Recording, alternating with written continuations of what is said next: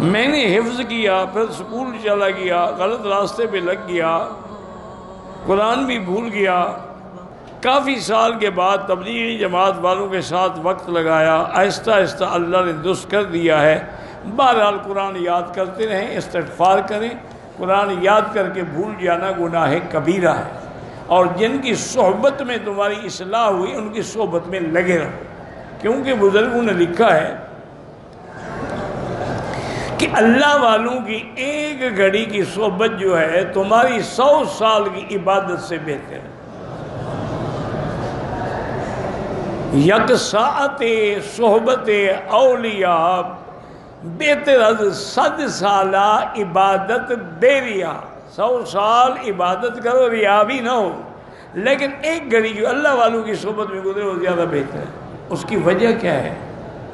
حضرت تھانوی نے لکھا ہے کہ عبادت آدمی جتنی بھی کیوں نہ ترقی کر جائے لیکن مردود ہو سکتا ہے۔ شیطان کتنا بڑا عابد تھا، اتنی عبادت کی کہ ملائکہ کے ساتھ بیٹھ گیا، لیکن نتیجہ کیا نکلا؟ لاندی بن گیا۔ لیکن اللہ والوں کی صحبت جو ہے وہ مردود نہیں ہونے دیتی۔ تو جب مردودی سے بچ گیا، صاف بات ہے کہ عبادت سے زیادہ افضل ہے۔ من مکہ حبیبی نور سطع المدینہ